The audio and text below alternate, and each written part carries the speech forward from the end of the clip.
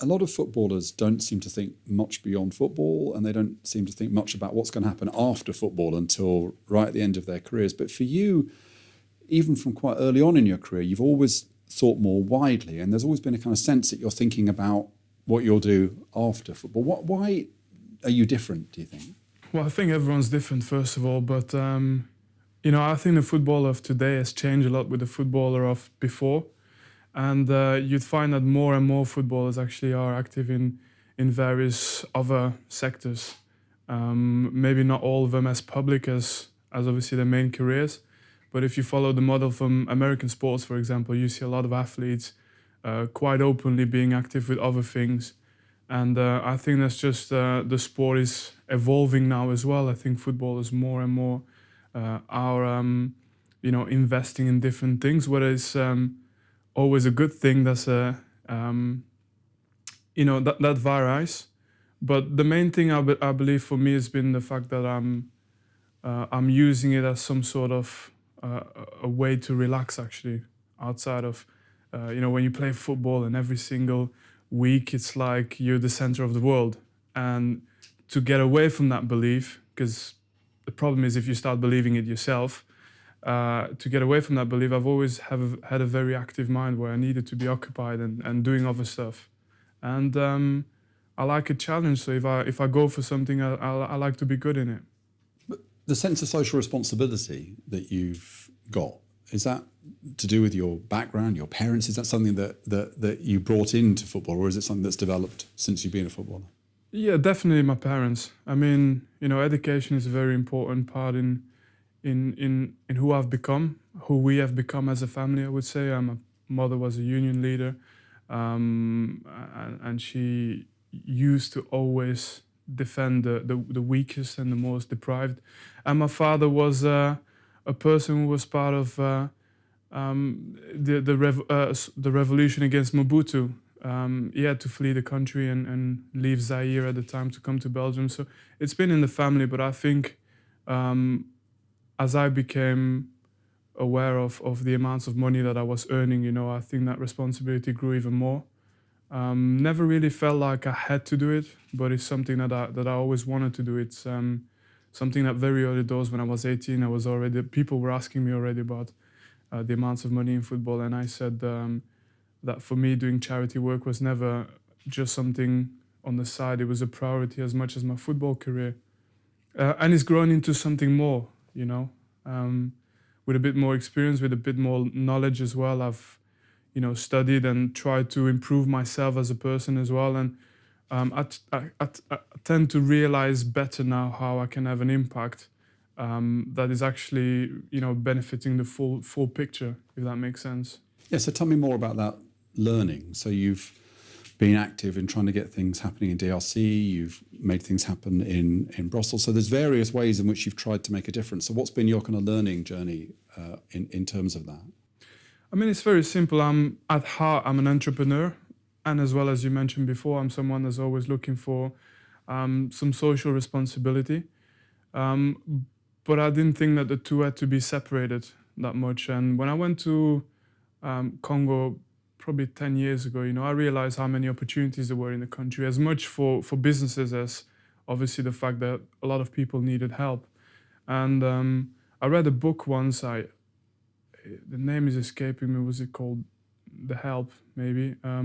But I read a book once that had a completely different perspective on the problematic issue, on the issue in Africa around poverty. And it used a simple example about umbrellas, whereas there's the choice of importing umbrellas from China, for example, and giving them out to people. And do you call it charity? Or do you actually invest in the country to make sure that they produce the umbrella, therefore the people work and they own they own an income of themselves, and it has a lot wider effect on the communities. And I started follow that set of belief. And so going to Africa for me was always an opportunity to look at things in a different way. And I felt like as much as the model is needed in Africa, it's also a model that we can apply here in Europe, and just see how we can kind of step away from just, as an entrepreneur, calling corporate social responsibility into more of a system that benefits and the investor from a financial point of view and the communities around it from, as a society. So I want to come on to that kind of notion of shared value in a moment. Just before we leave this question of football and how it's changed, though, I mean, if I go back 20 years ago, there was so little going on in the kind of domain of social responsibility in football. And as you say now, you talk to any Premier League club, most other clubs, they'll have a story about a foundation and social responsibility, and a lot of players do now. Why do you think that's happened? Is it just because of the money, or is it also that football, like a lot of corporates, faced a kind of reputational crisis? That 20 years ago, the way in which football was perceived was pretty negative, and the behaviour of players was considered badly. So, like a lot of corporates, there's a kind of sense we better change all of this before it really damages us. And if anything, if you look back at the roots of football, though, it was based around being there for the community. So it started off very much as a social project, and indeed it evolved because it became a global sport and it became something else. But just like big corporation, I think there is this, and it's normal and it's good that people ask the question, and there is this big thing now where more and more it is damaging for a brand to just be focused on the profits without having a plan behind it that can help as well in a formal way. And make other people benefit from it. So I think football faced the same issue, and I still think we are very early doors into this process of actually realizing the role that we have to play. Maybe German clubs are a little bit further in that sense, but I think one of the biggest examples for me is the pricing of certain tickets in England, and to be very concrete around the topic. If you just look at the way the numbers are in English football in comparison with all the other countries in Europe or even in the world, you wonder whether the margin, because we always talk as if you're in an industry, when you want to make progress, you always want to have some competitive advantage. Now you lose competitive advantage if for some reason you have less finance to invest in and grow for your club. But if you take the league, the Premier League, as a unit, and you look at the difference between the other leagues, there's enough margins in there to come to some sort of agreement between all of the clubs in the Premier League to take away some of that margin and to actually make the fans benefit from it. And it goes back to the concept of shared value, but here's the thought behind it. It's not about losing money actually and making a concession for social reasons or for community reasons. You do it because there's a bigger plan behind it. The fact that you can allow some of those traditional hardcore fans, the one that comes in with the flags, the one that sing the hearts out, the people that are not really worried about the sandwiches at halftime. I know it's a little bit of revenue that goes down again on match day, but the people that are really focused on the game gives you a better atmosphere. Now, if you have the Premier League, who's the best league in the world, who's the most watched league in the world, that's going to be viewed by billions of people, you need those front row fans to be hardcore football fans, and you can't have empty seats 10 minutes before the end of a game. And that happens in every football stadium in England now. So, and this is where I talk about, football still has a big step to make forward in understanding how to come together to understand that not at every stage it has to be taken out of the pocket of the fans. There's other ways. There's a lot of demand. There's people that want to pay for items that they need. There's ways as well, if the atmosphere is a lot better in the stadium, to say, well, do you know what? Because the atmosphere is better, someone with more revenue will actually pay more to come to the game and watch the game, because it's a spectacle, not just on the pitch, but in the stands as well. So again, football has a long way to go before we get to that concept and understand that revenue can go up, but it's a long-term perspective that you need to look at. So that's a great example that football clubs might understand that it's in their interests to, as they have agreed now, to lower prices for some fans in order that they have more passionate supporters and full stadiums. The notion of shared value says that idea of kind of enlightened self-interest is a really good principle for organising things as a whole. So tell me more about your interest in that notion of shared value. Does that represent a reflection of what you've seen, that kind of pure charity doesn't have the dynamism or the sustainability of a model which is based upon that kind of notion of enlightened self-interest? Well, I think we're forced too often to make a choice between charity or business. And of course, supporting charities is very important, and there needs to be dedicated areas for charities. But I think closing the gap between the two worlds, entrepreneurial world and the charitable world, is important as well, because there's a huge middle ground there, where there's still a lot of projects that are worth actually coming to completion, and are going to have huge benefits on the long term for society. And if you talk about how I came to shared value, it's very simple. We always had in the back of our minds that we wanted to do business, business in an ethical way, and it always came to our mind that for us there were some important things that were completed, that were not just about making money, but as well we thought that if we did it in the right way, on the long term, we'd make more money than if we tried to stack up the profits in the first few years. We thought that the long-term approach was always going to be better. And shared value has helped us really in a lot of groundbreaking projects, I would say, that even had to do with the national team, for example, where we decided to take a completely different approach, completely different view at how we're going to do, how we're going to work towards our fans, how we're going to work towards our marketing, how we're going to work towards improving the national team. And what we decided to do is to make the fans formal beneficiaries of that relationship, not anymore the people that come to the stadium and just pay for a ticket. It was actually a two-way relationship where we had to do something for them as well, so in order for them to do something for us, and together we could grow, and therefore revenues and interest in the national team would increase, and for the fans the experience would improve as well, and they would maybe see some project having an impact in their communities again. Now, the discussion whether it was a complete success or not will always be an important one, because to have a complete success in shared value, it needs a long-term approach. Now, it's difficult to explain shared value to your board, because it's difficult to measure in a very simple term.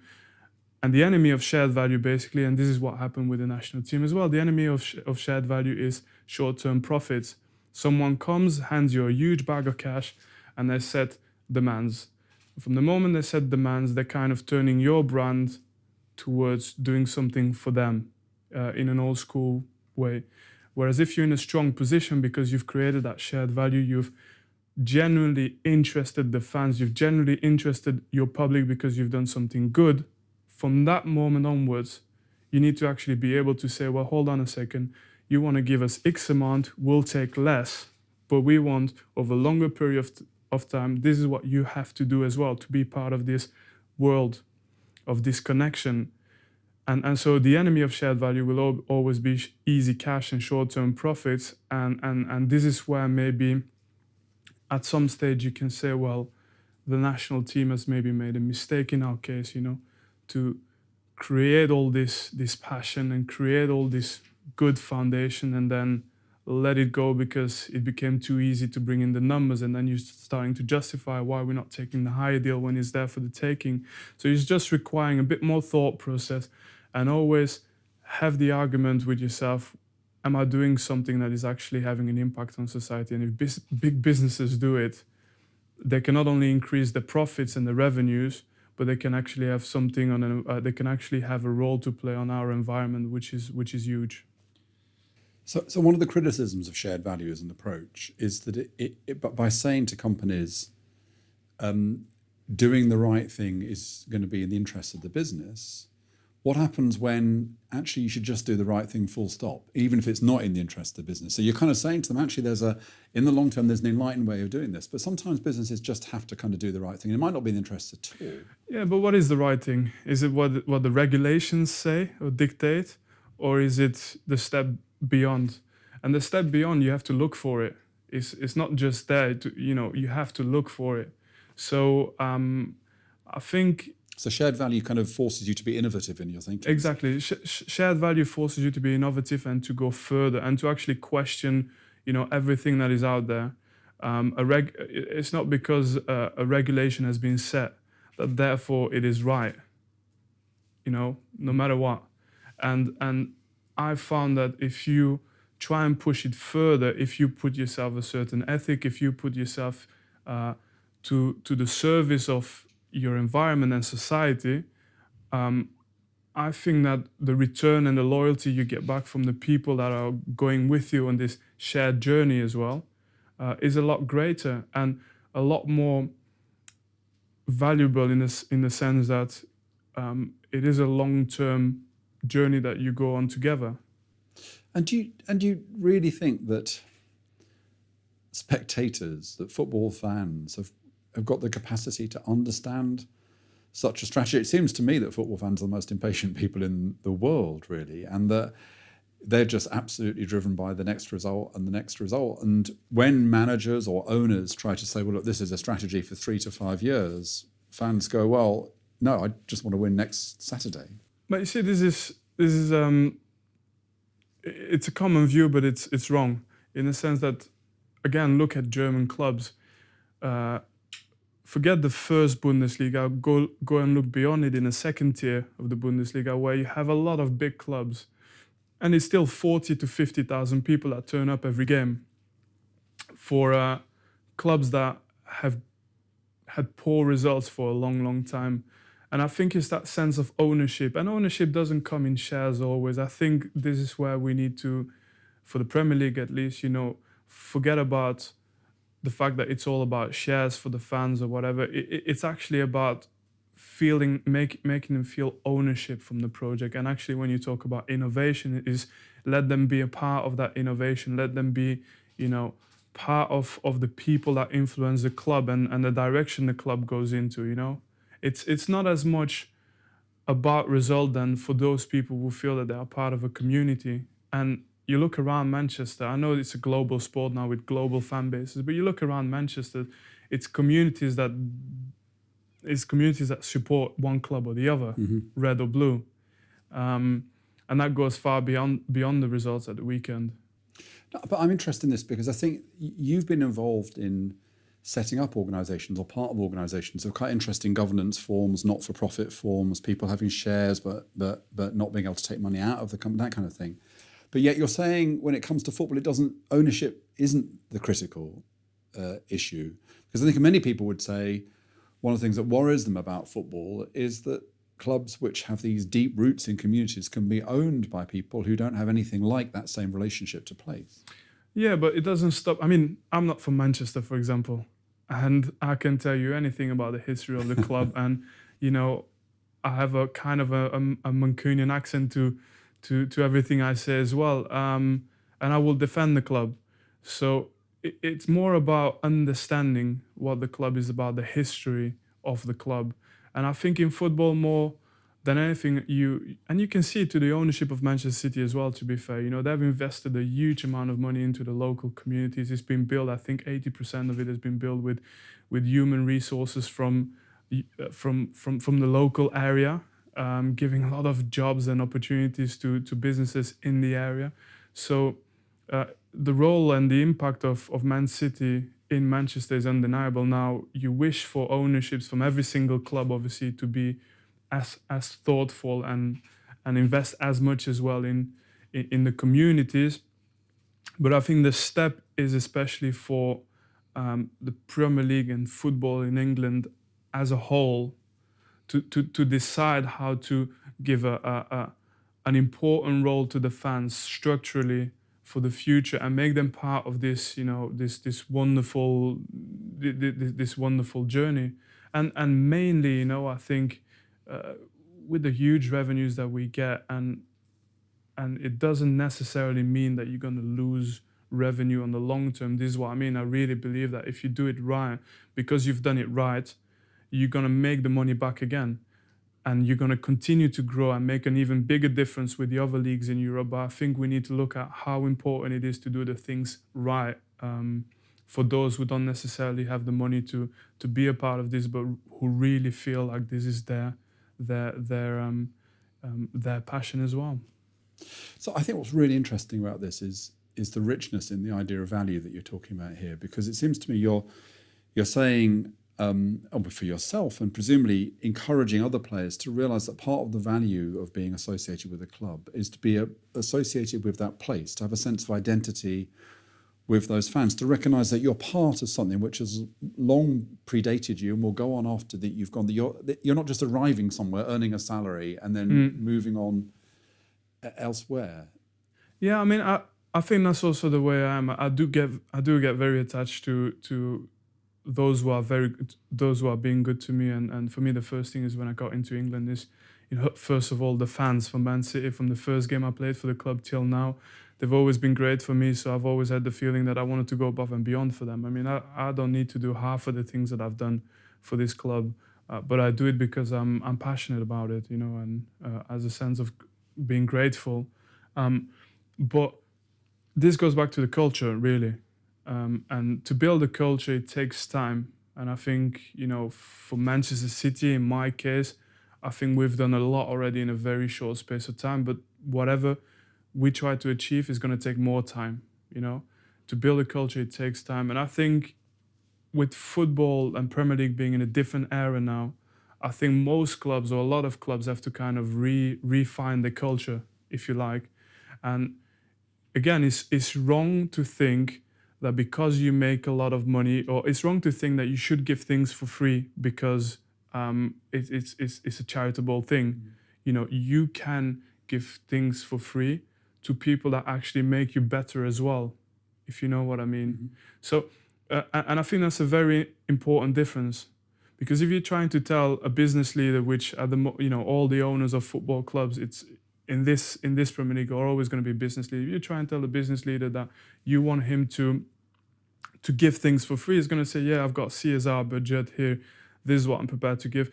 If you tell him to go above and beyond, you need to be able to make people understand that going above and beyond in making people part of this journey is actually something that's going to bring in more revenue, which ultimately is good for everyone, in the sense that bringing in more revenue really brings in more jobs as well.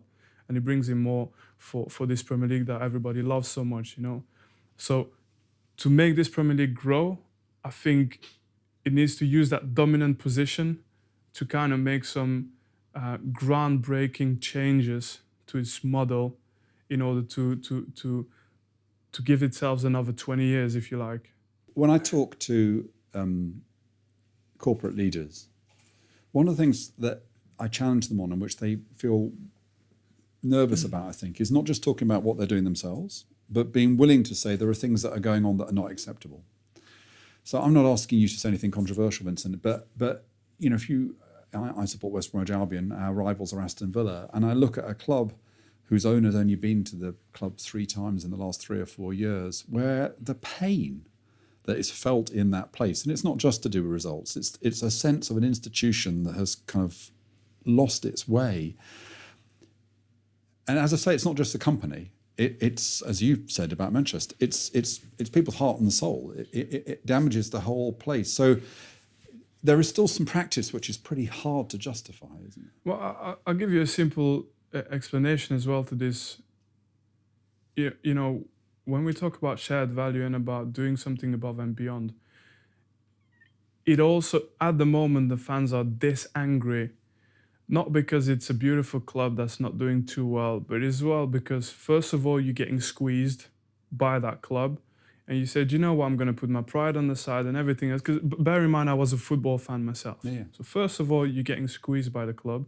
And then you say, okay, I'm going to put my pride aside, everything. I love football. This is my passion, whatever. And I'm going out and I'm supporting the club away and anywhere where they play. You're doing that, you get in the stadium, and then all of a sudden, for whatever reason, the results don't go your way. And that is not to blame the players or to blame even the club for that, but the fact that the results don't go your way, there's always 3 clubs that are going down every single year. It's inevitable. And where I say that the model from today creates situation like at Aston Villa with the fans being that angry is the fact that you cannot squeeze those people on every end, and then not expect negative reactions. And it's only gonna increase as much as we keep squeezing. And this is my point. And whereas I think, whether it's Aston Villa fans or Arsenal fans or anyone, whereas I think if as a Premier League we could decide and find a way how to create shared value that makes us all better, I think those fans would accept a lot more and wouldn't have the same reactions, for example. And I think that would benefit on the long term the league, because what's happening now for Villa is not good for anyone, not even for the Premier League. You know, the whole scenes, and in that sense, I think we need to be sure that we're not always seen as the people that are just squeezing because that's easy.